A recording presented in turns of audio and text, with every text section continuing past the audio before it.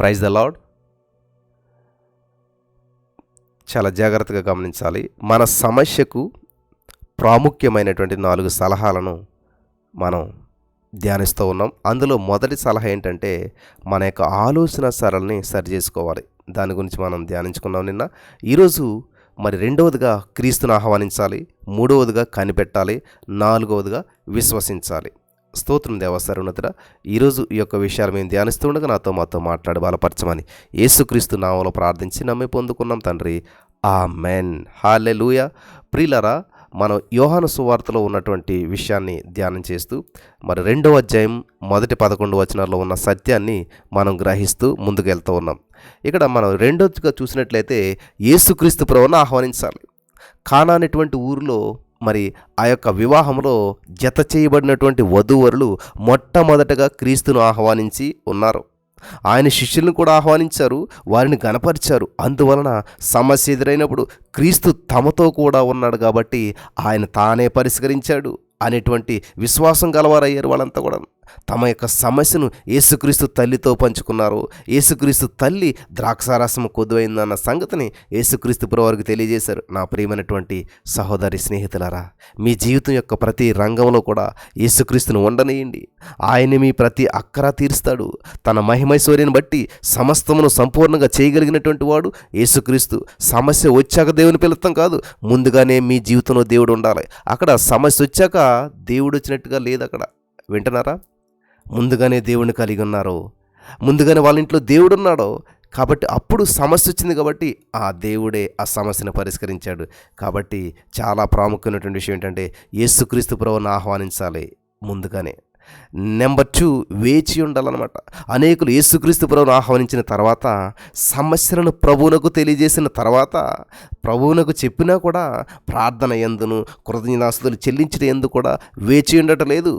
ప్రభా, ఏంటి నా పరిస్థితి, నా సమస్య పరిష్కారమేది చెప్పారు, ప్రార్థన చేశారు. ప్రభా, ఈ సమస్యను పరిశీలించిన వందనాలు. అంతే. 2-3 రోజులకి అవ్వట్లేదేంటి, జరగట్లేదేంటి, అందరికి జరిగిపోతుంది, నాకు జరగట్లేదేంటి? వెయిటింగ్ లేదు. Waiting period is not a wasting period అంట.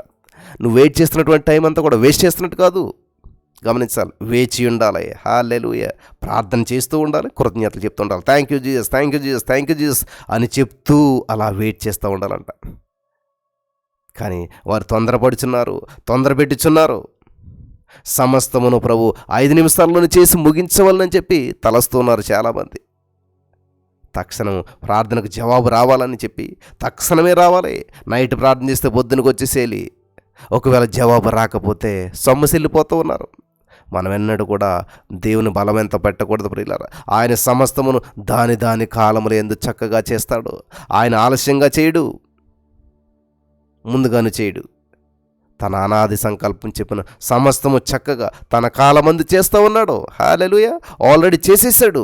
దాన్ని మనం స్వతంత్రించుకోవాలి. కాబట్టి ఏం చేయాలి? జరిగిపోయిందని చెప్పి నువ్వు విశ్వసించి థ్యాంక్ యూ చెప్పాలి, థ్యాంక్ యూ చెప్పాలి. నీ థ్యాంక్ యూ గంప నిండిన వెంటనే ఆటోమేటిక్గా ఆ సమయం ఆసన్నమవుతుంది. అద్భుతాన్ని నువ్వు స్వతంత్రించుకుంటావు. అంతవరకు ఓపికతో వేచి ఉండి థ్యాంక్ యూ జీసస్ అని కృతజ్ఞతలు చెప్తూనే ఉండాలి. ప్రార్థన యందు మెలకుగా ఉండాలి. హల్లెలూయా. ఆయన సమయమును ఆసన్నం కాకమునుపు మనం ఆయన బలవంత పెట్టకూడదు. ఆయనకు తెలియజేసిన తర్వాత ఆయన మీద ఆనుకొని వేచి ఉండాలి. హల్లెలూయా. వెయిట్ చేస్తూ ఉండాలి. యేసుక్రీస్తు ప్రభువు తన తల్లితో నా సమయం ఇంకా రాలేదన్నాడు. ఆయన అలాగూ చెప్పినా కానీ ఆయన తల్లి పరిచారకులతో ఆయన మీతో చెప్పినది చేయడి అని సలహా ఇచ్చింది. అందువలన పరిచారకులు ప్రభు మాట కొరకు వేచి చూస్తున్నారు, వెయిటింగ్లో ఉన్నారు. ప్రభు ఏం చెప్తాడా అని చెప్పేసేసి. హల్లెలూయా. నా ప్రియమైనటువంటి సహోదరి స్నేహితులారా, నీవు వేచియుండు, కొంచెం వేచియుండు, ఓపికతో ఉండు. కలవరంతో నిండినటువంటి నీ యొక్క హృదయాన్ని నిమ్మలపరుచుకో. అనవసరమైనటువంటి ఆలోచనలు ప్రక్కన పెట్టు. నీ యొక్క ఆలోచన సరళని యేసుక్రీస్తు ప్రభువు త్రిప్పి ఆయన కొరకే వేచియుండు. ప్రభు కొరకు వేచియుండు వారు ఎన్నడూ కూడా సిగ్గుపరచబడరు. దేవుని కొరకు ఎదురుచేవారు ఎన్నడూ సిగ్గుపరచబడరు. హల్లెలూయా. కాబట్టి ఆయన సన్నిధానంలో వేచియుండు నిమిత్తం మనం ఆయనను మన సమయాన్ని ఆయనకి కేటాయించాలి. హల్లెలూయా. దేవునికి స్తోత్రం కలుగును గాక. మరి చివరిగా 4వ పాయింట్ ఏంటంటే విశ్వసించండి. ఆ యొక్క వివాహ కార్యక్రమమందు వారు విశ్వాసంతో కనిపెడుతూ ఉన్నప్పుడు యేసుక్రీస్తు వారికి ఒక ఆజ్ఞ ఇచ్చాడు. దాని ప్రకారం పరిచారకులు రాతి బాణాలు నీళ్లతో నింపిన తర్వాత యేసుక్రీస్తు మాట మేరకు ఆ విందు ప్రధాని ఎద్దకు తీసుకుని పోయారంటండి. యేసుక్రీస్తు మాటల తర్వాత గొప్ప అద్భుతం జరిగింది.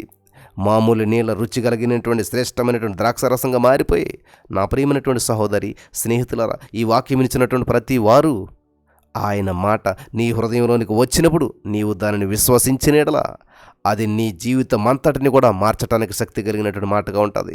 అది నీ కుటుంబాన్ని, నీ వృత్తిని, నీ ప్రయాసను ఆశీర్వాదకరంగా చేస్తుంది. నీ జీవితాన్ని, నీ వివాహం జరగకపోవచ్చేమో, నీ గర్భఫలం పొందుకోగలేకపోవచ్చేమో, నీవు ఏదైతే మరి జరగట్లేదో దాన్ని ప్రభావితం చేస్తుంది. హల్లెలూయా. నీ వృత్తిని, నీ ప్రయాసను ఆశీర్వాదకరంగా మారుస్తుంది. నీవు అన్ని విషయాల్లో వర్ధిల్లుచు సౌఖ్యంగా ఉండవాలని ప్రభు కోరుతున్నాడు. భార్యాభర్తల మధ్య ప్రేమ, ఐక్యత ఉండవాలని చెప్పి, కుటుంబ జీవితం అంతా కూడా సమాధానంగా ఉండాలని చెప్పి ఆయన కోరుతూ ఉన్నాడు. నువ్వు చేసే ప్రతి కార్యంలో నీవు అభివృద్ధి చెందాలని, ఆశీర్వదించబడాలని ఆయన కోరుతూ ఉన్నాడు. మీ పరిస్థితులు ఎలాగున్నా సరే మీరు జయముందిన వారై ఉండవాలని చెప్పి ప్రభు కోరుతూ ఉన్నాడు. ప్రభు పాద సన్నిధిలో కనిపెట్టండి. ఆయన మీతో తన వాక్యం ద్వారా మాట్లాడటానికి మీరెందుకు చోటు ఇవ్వకూడదు? హల్లెలూయా. పాలయంగిచ్చే గారు ఆ సేవ ప్రారంభించినప్పుడంట సరిపడినంత అనుభవం లేదంట. చాలా మట్టుకు ఆయన యొక్క సొంత బలంతో సేవ చేసేటువంటి వాడంట. ప్రభు కొరకు మరి ఆ వేచి ఉండటం అనేటువంటిది లేదంట. త్వరగా చేసేటువంటి వాడంట. అలాగా త్వరపడి చేసినటువంటివన్నీ కూడా, ఆ ప్రణాళికలన్నీ కూడా అపజయంతోనూ బాధతోనూ ముగిసేవంట. ప్రియులు గమనించాలి. 37 సంవత్సరాల తర్వాత చక్కగా నేర్చుకున్నాడంట ఆ సేవ పరిచర్య అంతా కూడా. ప్రభు పాద సన్నిధిలో కనిపెట్టి ఆయన సలహా తీసుకుని ఎటువంటి కార్యాన్ని చేయడానికి ప్రయత్నించాడంట. హల్లెలూయా. దేవునికి స్తోత్రం కలుగును గాక.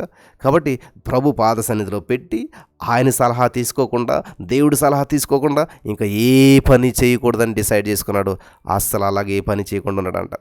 కాబట్టి ఆయన ఎప్పుడైతే పాలయంగిచ్చి గారు కనిపెడుతూ వచ్చాడో, కనిపెట్టిన కొలది కూడా ప్రభు తన వాక్యం ద్వారా, ఆ యొక్క ఇతర సేవకుల ద్వారా మరి ఆయన చేయవలసినటువంటి కార్యాలను దేవుడు తెలియజేసేవాడంట. గమనించాలి. దేవుడు వాక్యం ద్వారా, ఇతర సేవకుల ద్వారా. హల్లెలూయా. చూసారా, అన్నిసార్లు వాక్యం ద్వారా మాట్లాడతాడు అనుకుంటారు దేవుడు. ఎస్, మాట్లాడతాడు. అలాగే ఇతర సేవకుల ద్వారా కూడా మాట్లాడతాడు. ఈరోజు నీ వాక్యం ఏంటంటే దేవుడు నా ద్వారా మీతో మాట్లాడుతున్నాడు. లేకపోతే కొన్ని పరిస్థితుల ద్వారా దేవుడు మిమ్మల్ని ఒప్పింపజేస్తూ ఉన్నాడు. కొన్నిసార్లు మనం ప్రార్థిస్తూ ఉన్నాడు, పరిశుద్ధాత్మ దేవుడు మెల్లని స్వరం వినపడుతుంది. వీటన్నిటినీ మనకి యేసుక్రీస్తు ప్రభువారు చేయవాలని చెప్పి ఎదురు చూస్తూ ఉన్నాడు. అలా ఎదురు చూసడానికి ముందు మనం ఆయనను ఆహ్వానించాలి. ఆయనకు పరిచర్య చేసి, ఆయనను సంతోషింపజేసి, ఆయనతో కూడా ఉండాలి. మనమంతా కూడా మొదట దేవుని రాజ్యాన్ని, నీతిని వెతకాలి. అది చాలా అవసరం. విందు ప్రధాని శ్రేష్టమైనటువంటి ద్రాక్షరసాన్ని బట్టి విస్మయం చెందాడంట. ఆ ద్రాక్షరసం ఎక్కడి నుంచి వచ్చినో అది పరిచారకులకే తెలిసిన కానీ విందు ప్రధానికి తెలియదు. లోకులు మొదట మంచి ద్రాక్షరసం పోసి జనులు మత్తుగా ఉన్నప్పుడు జబ్బు ద్రాక్షరసం పోతారు. అయితే యేసు అలాగూ చేయలేదు. ఆయన ఎల్లప్పుడూ మంచి కార్యములు చేయవాడుగా, మంచి కాపరిగా ఉన్నాడు. ఆయన సంకల్పము చెప్పున పిలువబడిన ప్రతి వారికి రోమా 8:8 ప్రకారం సమస్తము సమకూడి మేలుకరంగా జరిగించేటువంటి వాడు. హల్లెలూయా. దేవునికి స్తోత్రం కలుగును గాక. దయచేసి ఒక్కసారి మనం ఇంతవరకు ధ్యానించుకున్న విషయాలు ఒకసారి మనం జ్ఞాపకం చేసుకుందాం. మీ ఆలోచన సరను చక్కగా చేసుకోండి. మొదటగా మేలైన వాటిని గురించి ఆలోచించండి. విజయవంతమైన తలంపులతో మీ హృదయాలను నింపండి. నాకు ఉద్యోగం రాదు, నాకు గర్భాలం రాదు, నాకు అప్పులు తీరవు, నా భర్త మారడు, ఇది కాదు. మంచి ఆలోచన సరను పెట్టుకోండి. మేలైన వాటిని గురించి ఆలోచించండి. విజయవంతమైన తలంపులతో మీ హృదయాన్ని నింపండి. ఖచ్చితంగా నా భర్తను మార్చేశాడు యేసయ్య, నా కుటుంబాన్ని కట్టాడు, నా జీవితాన్ని బాగు చేశాడు, శాంతి సమాధానాలతో నింపాడు, నాకు ఉద్యోగంనిచ్చాడు, నా పరిచయను విస్తరింపజేశాడు, మా సంఘాన్ని విస్తరింపజేశాడు, మేము చేసిన ప్రతిదాన్ని ఆశీర్వాదకరంగా చేశాడు, నా వ్యాపారాన్ని మరి లాసులో నుంచి ఉన్నతమైన స్థితిలోకి నడిపించాడు. ఇది మేలైనటువంటి ఆలోచన. అప్పుడు ప్రభు మీ జీవితంలో అద్భుతాలు చేస్తాడు. హల్లెలూయా. రెండవదిగా యేసుక్రీస్తుని మీ హృదయంలోనికి ఆహ్వానించండి. ఆయన మీ హృదయంలో, మీ గృహంలో, మీ వృత్తిలో, మీరు చేసే ప్రతి కార్యములో హల్లెలూయా ప్రథమ స్థానము వహించనీయండి యేసుప్రభువుని. మీ వ్యాపారంలో, మీ యొక్క పరిచర్యలో, మీ జీవితంలో దేంట్లోనైనా సరే ప్రథమ స్థానం దేవునికి ఇచ్చేసేయండి. ఆయన యందు విశ్వాసం ఉంచండి. ఆహ్వానించడం ద్వారా ఆయనను సంతోషపెట్టండి. ఆయనే మీ సమస్యల యావత్తు తీర్చడానికి శక్తిమంతుడు. యేసయ్యే శక్తిమంతుడు.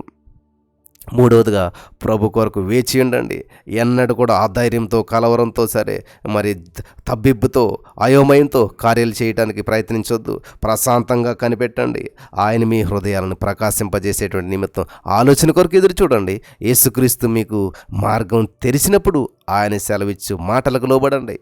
నాలుగవదిగా మన దేవుడు మంచివాడని ఎల్లప్పుడూ విశ్వసించండి. మీకు ఆయన మంచి ఈవులను, మంచి జీవితమును, మంచి వాతావరణం దయచేయగోరుచున్నాడని చెప్పి మర్చిపోవద్దు. దేవుడు ఎప్పుడు మంచి చేస్తాడు. God is good all the time.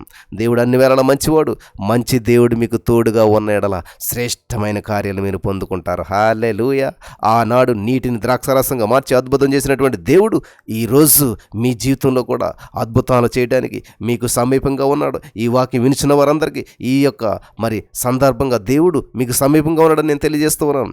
ఆయన శూన్యములో నుండి ప్రపంచాన్ని సృష్టించినటువంటి వాడు, మామూలు నీటిని ద్రాక్షరసంగా మార్చినటువంటి వాడు మీ అపజయాన్ని జయంగా మార్చగలుగుతాడు. హల్లెలూయా. మీ అప్పుల నుంచి ఐశ్వర్యవంతుడిగా మార్చగలుగుతాడు. హల్లెలూయా. ప్రభుకు అప్పగించి చూడండి. మీ గొడ్రెలతనం నుంచి అనేక మంది పిల్లలకు అనేటువంటి వారుగా చేస్తాడు. మీ వివాహం జరగలేనటువంటి విషయం నుంచి మరి చక్కటి జీవిత భాగస్వామి మీకు ఇస్తాడు. హల్లెలూయా. హల్లెలూయా. మీ లాసులో ఉన్నటువంటి వ్యాపారం అభివృద్ధిలను కానీ తీసుకొస్తాడు. In the name of Jesus. Hallelujah. Thank you Jesus. కాబట్టి ప్రభువుకు అప్పగించి చూడండి. ప్రభు మీ జీవితంలో మహిమ కలిగినటువంటి కార్యాలు చేస్తూ ఉన్నాడు. ఆయనను స్తుతించండి. అద్భుతాలను స్వతంత్రించుకోండి. పరిశుద్ధాత్మ దేవుడు మీకు సహాయం చేసి నడిపించి బలపరచును గాక. ఆమేన్.